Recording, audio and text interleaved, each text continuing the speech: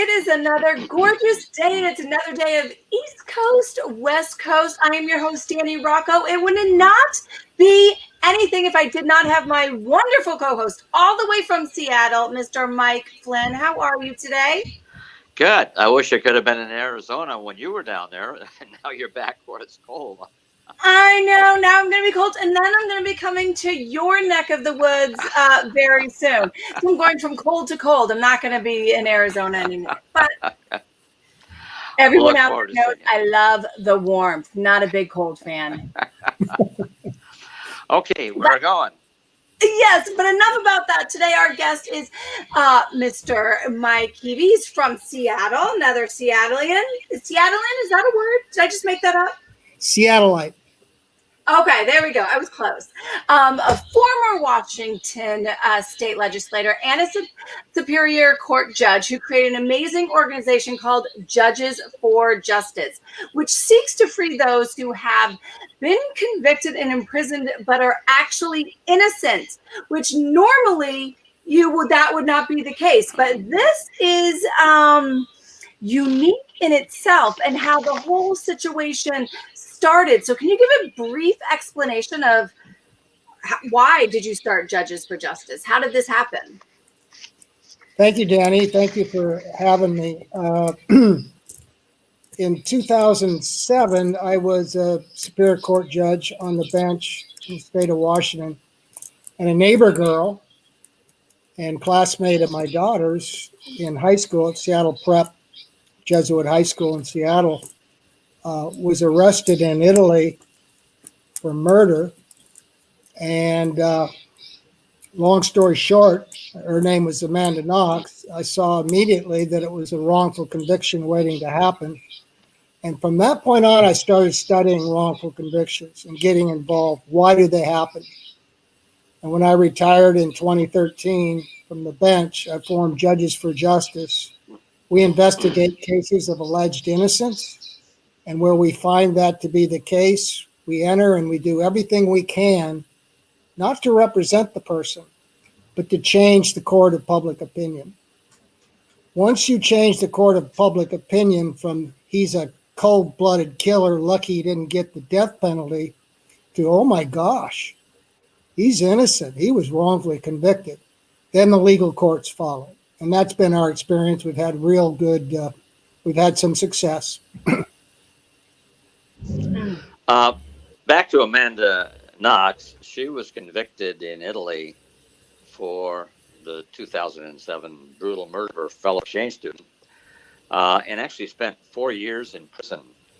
How do you begin to create public sentiment on behalf of somebody who's been in prison for 4 years?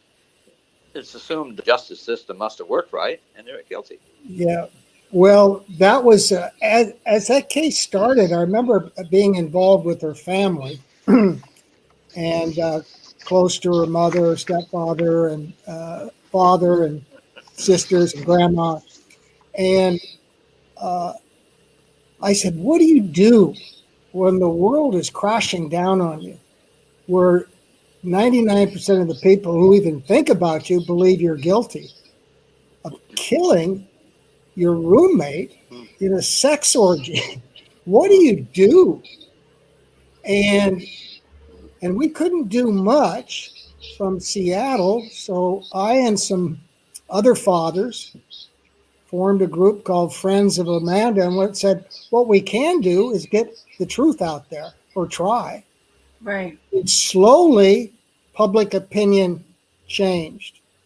By the time Amanda Knox was completely exonerated by the Italian Supreme Court in 2015, public sentiment in Italy had gone from 99.99% guilty as hell, her and Rafal Sollecito, to about 80%, well, she could be, I still don't like her, but she could be innocent.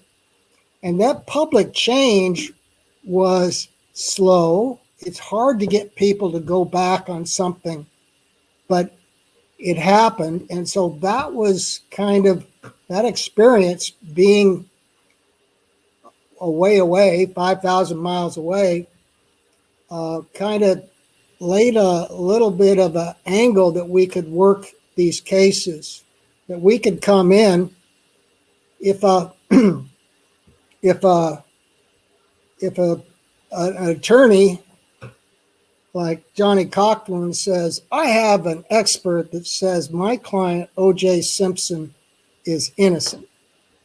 Well, most people are skeptical of that. But if an independent and neutral, impartial group, some of them ex-judges who don't take a dime from anybody, including the defendant, if we come in and say, we've looked at this case, we've studied it, here is why we think he's innocent, that has so much more gravitas to it and credibility that others don't get. So it is, once you change that court of public opinion, good things happen. And that's been our experience. Yeah.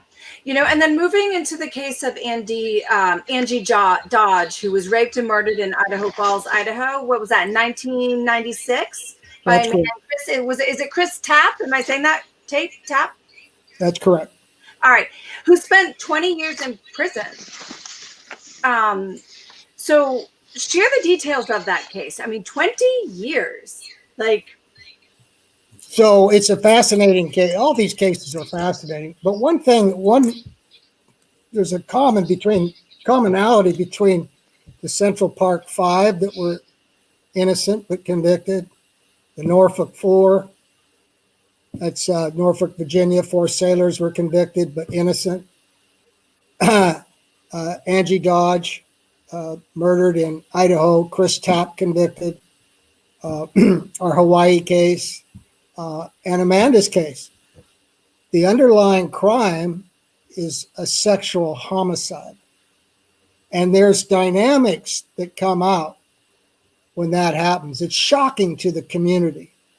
If 2 guys get in a bar fight and one kills the other one, well, Judge Heavey sentences the killer and everybody cries in the courtroom, but usually the rest of the community isn't impacted. But when a young woman is brutally murdered and raped, it is shocking.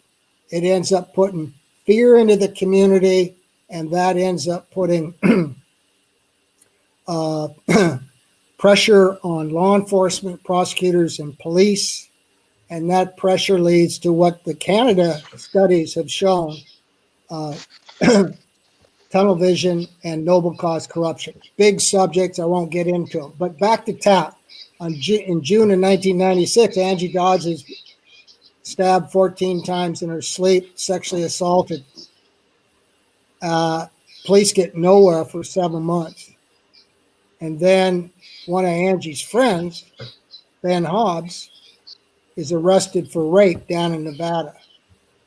And at that point, the police figure he killed Angie Dodge. He didn't. And what they do is they get Chris Tapp, who is a 20-year-old gullible high school dropout who has a prior relationship with the police. Using the polygraph, they convince Chris Tapp that the polygraph is an all-knowing scientific instrument that can read his subconscious. And he says, but why can't I remember? And he says, because your subconscious is blocking it out. And they convince Chris Tapp that Ben Hobbs actually killed Angie Dodge and that Chris was there at the scene. And that the reason he couldn't remember is because he had blocked it out. Well, so, and it is unbelievable, but unfortunately for Chris Tapp, true. So finally, after 2 weeks of polygraph examinations and interrogations, Chris says, well, I vaguely remember going to Angie's apartment and Ben attacked her. And but, I hardly remember anything. I don't know, really. Anyway, so at that point, though, they got a confession or a witness saying Chris Tapp, Ben Hobbs killed her. When Ben Hobbs' DNA comes back and he's not a match for the male DNA left at the crime scene, they turn to Chris and say, there must be a third guy. And Chris says, there was no third guy. Anyway, it goes on. He names another guy. His DNA doesn't match.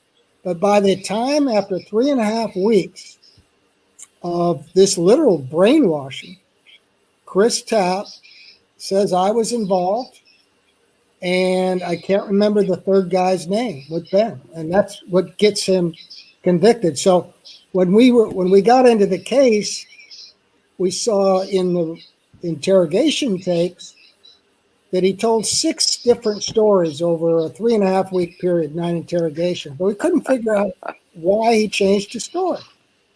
First story was, I don't know anything. I'd like to help you out. Number 6, I stabbed her because Ben and this third guy threatened to kill me unless I participated in the crime.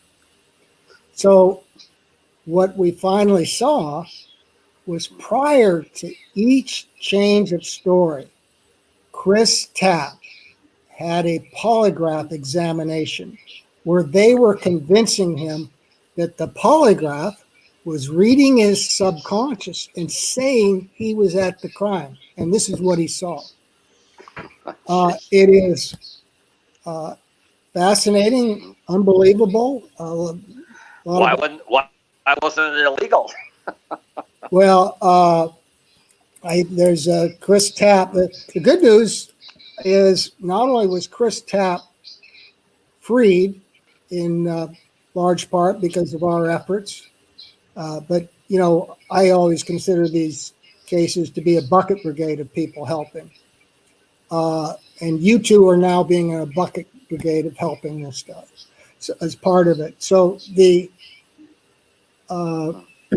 was freed on March 22nd, 2017, after serving 20 years and 52 days for a crime he had nothing to do with. But he still came out with a murder conviction using genetic genealogy. I don't know if you've forensic genealogy. In 2019, C.C. Moore, who's had a TV show called The Genealogy Detective, I think, came in. She found a match to the male DNA left at the scene. They arrested him. He gave a full confession. And guess where he lived? Right where we said he'd live. At the time of the crime, he lived right across the street from Angie Dodge. So how does that work after so long? How do they trace it back to this man at 20 years later?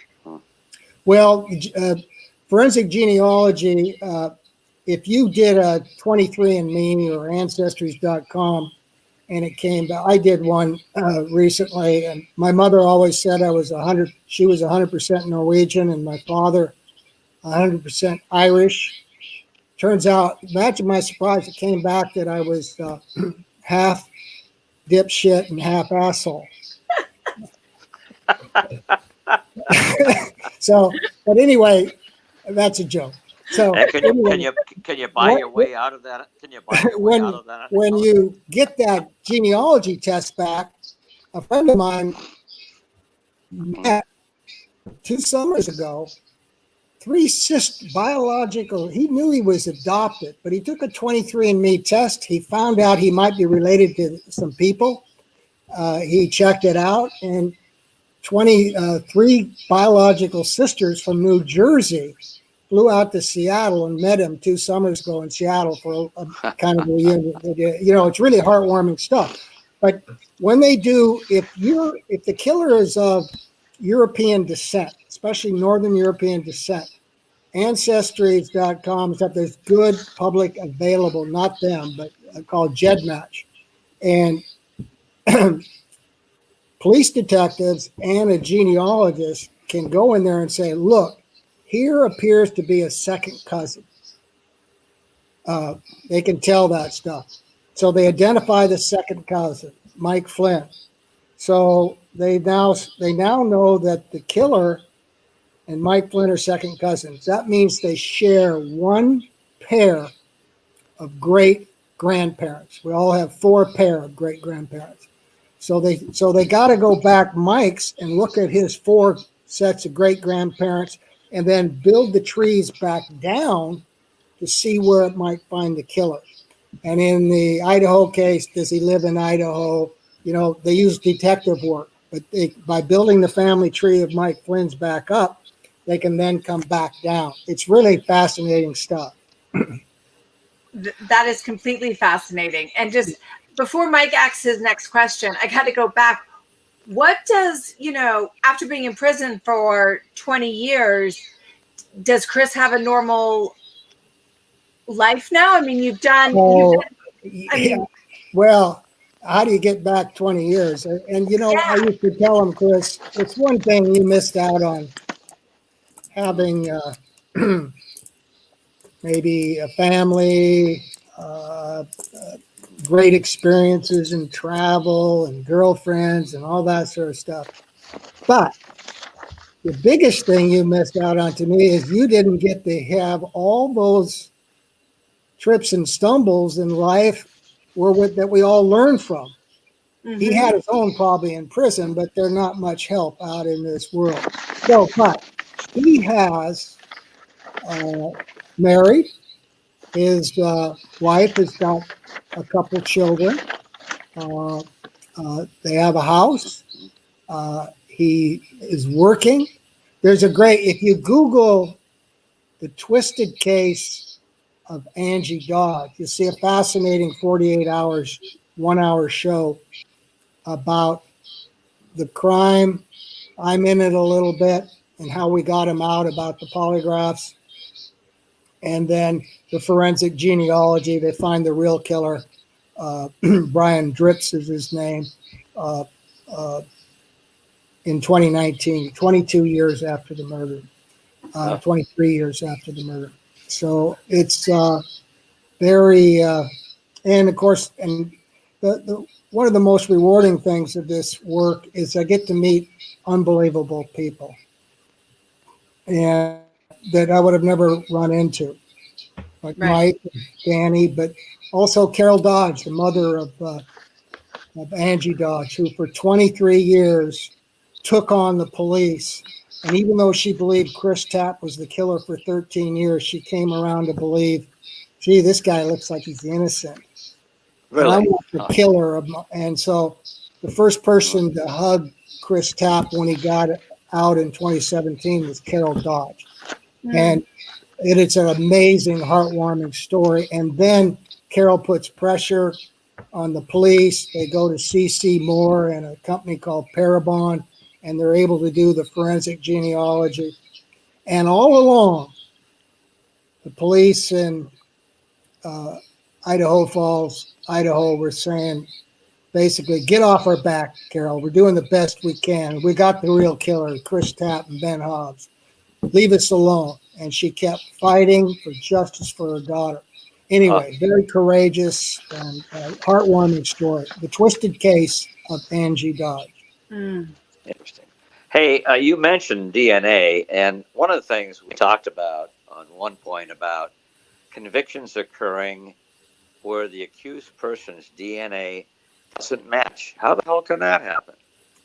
Well, that's the cases I just mentioned: Central Park 5, Norfolk 4. The 3 men in Hawaii, on the Big Island, the Dana Ireland murder. They're all, and that's what I always ask: how do you convict somebody of the murder and sexual assault when the convicted people don't match the DNA? And they're convoluted stories. Each one of them is a little bit different, but in the end, it goes the public pressure. I don't know if you remember 1989 and 1990 about the Central Park jogger and the wilding that the kids were doing. And the public pressure and the sentiment is they're guilty, guilty, guilty. And that happens. Chris Tapp in Idaho, the Big Island of Hawaii with the 3 defendants there.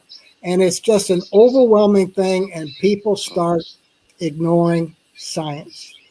And A famous wrongful conviction is the West Memphis Three, the three men that were convicted of that horrific crime. Although it's not a sexual homicide, it has much of the same elements of ignoring science.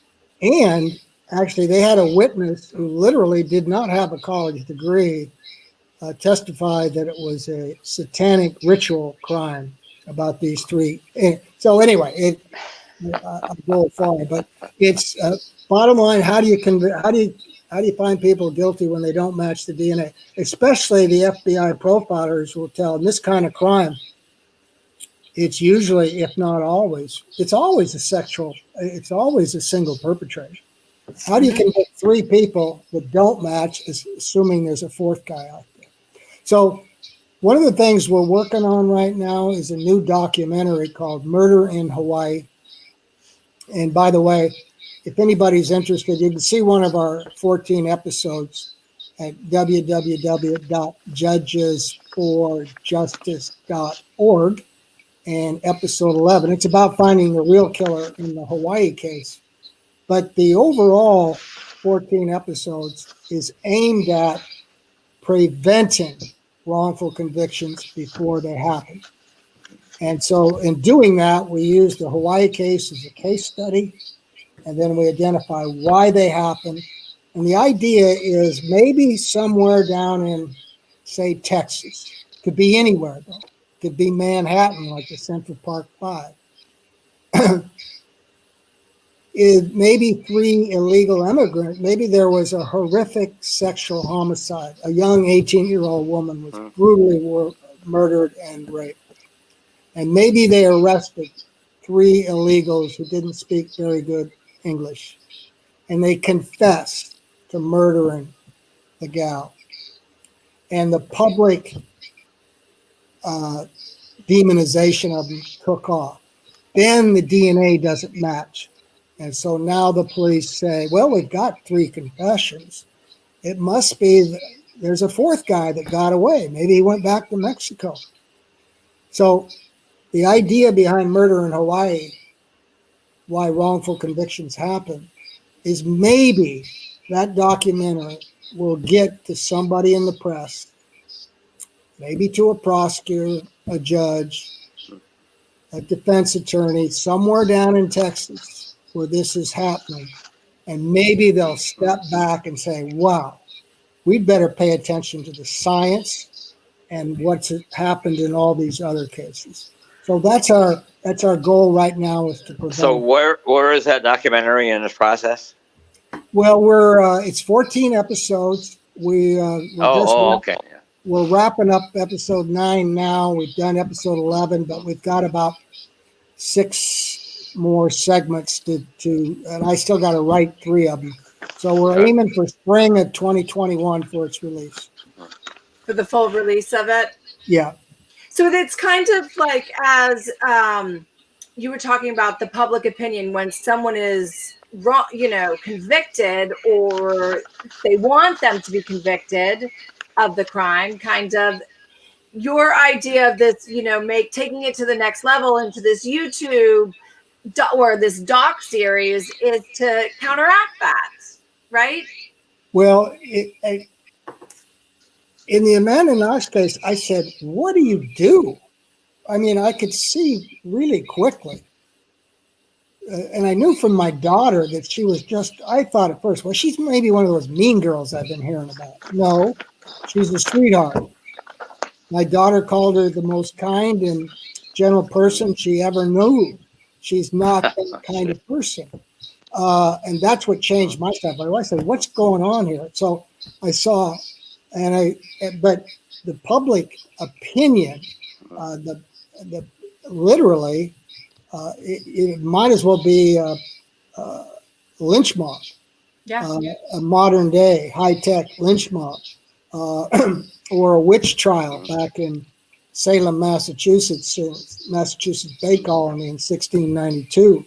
The public hysteria and the fear in the public leads to these wrongful convictions. So the idea behind the documentary is maybe, I'm hoping it gets into law schools, and I'm hoping it's around 20 years from now.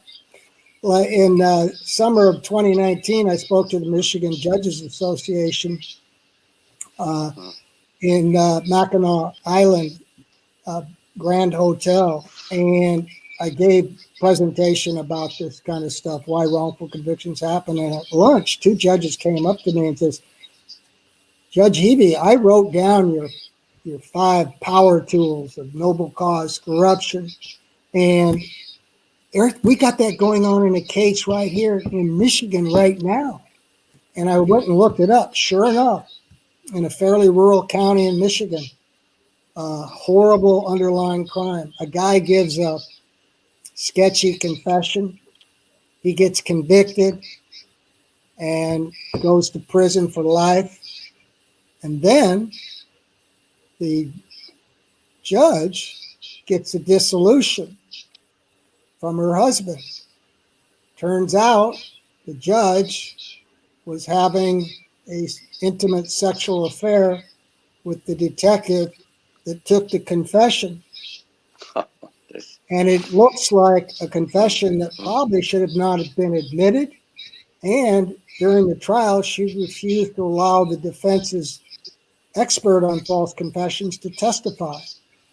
So since that happened, he was convicted in 2013. He now has a new trial. The judge has been removed from the bench by the Michigan Supreme Court, and she actually spent a few days in jail for lying under oath in her deposition testimony.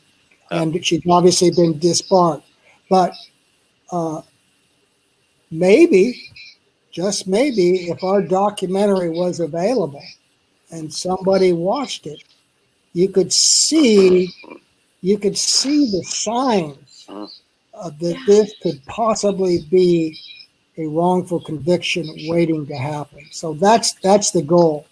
And I need to interrupt you right there, because it leads perfectly in this era of race concerns and issues. I would think there are many organizations that would now offer financial support for the Judges for Justice to finish your program, but also to maybe create a calculation of how many cases might involve a black victim of sentencing injustice, and your quest to address that issue specifically. It seems like the world will be open now for you to find financial support for people who would want to support your cause. Well, I haven't found that to be true, although I have no idea how to be market. I'm pro bono, Judge Jay White, pro bono. Most of us are pro bono, but we pay a modest amount for our accounting, our videography, and some other hard costs. And but you could lose a lot of money for excellent videography and marketing of its availabilities. Say that again? You could use a lot of money beneficially to make sure you had the highest level of videography and how to market and outreach to be the fact you exist and what you're doing exists. Yeah, I would love to have some money to do that. So if a tree falls in the forest and there's no one there to hear it, does it make a sound? And so we have to bring a crowd around where the tree's falling. So my point is, we can do these videos, innocence videos that we call them, that we create to change the court of public opinion. But if nobody watches them, they're not having an impact. They're not making a sound. So yes, the hard costs that we face are, yesterday we ran an ad in the paper in Hawaii on an island to generate viewers on the Big Island to watch our episode 11, Murder in Hawaii, at judgesforjustice.org. And that's a hard cost. They give us nonprofit rates, but yeah, that's the most expensive part. Once we finish the documentary, is to do the marketing to get it out there so that it becomes, at least at maybe a law school or a prosecutor level or a defense attorney level, it gets it gets seen, ideally Right. around the country, maybe around the world. Excuse me. So like my question is the documentary side, the story of it is fascinating, but can like a layman person that's watching it, that doesn't know anything about the law and things like that, but no right and wrong, will they be able to pull out and see clues to kind of indicate if Yeah. Oh, that's how we you don't. I mean, everybody understands the basics. You're expected as a defendant to be treated fairly. It's called due process, and you can. And we do in these episodes. I might direct person that the difference between direct and circumstantial evidence. I might go over what due process is. We even got a segment on the Gettysburg Address and how important that was. And we weave the law into the case. And the first 8 episodes, we take you through the early evidence and some of that instructions. And number 9, we get into DNA, but it's easily, I believe, presented, and I am told by other judges and non-judges that it is extremely not addictive, but they are hooked on it. They can't wait for the next episode to come up. So we're hoping it catches on, and we'll just I've got a faith that God provides, and I just think that's going to happen. We'll just we'll see. Yeah. Well, time will always tell, and the link will be in there so everybody. I'm all about easy access. All right, click on the link that's in this episode right here in this interview, and you can kind of see what was it, episode 11, right? Yeah, judgesforjustice.org, and it'll force you almost into episode 11, clicking on that, and just watch the first 10 minutes. If you saw the movie Silence of the Lambs, you'll love episode 11. Yeah, and I just love this whole process because I'm all about, thinking for yourself. Just don't assume because someone that you feel is more educated or you feel should know what they're talking about tells you that is fact. It a lot of times it's just opinion. And so use your own critical thinking, use the gifts God gave you up in, here to make it. So I love this whole concept of you acting and then giving that ability, another training. It's almost like a training and a tool for us. Yeah, when I go into a community, I meet with the prosecutor and they're always nice.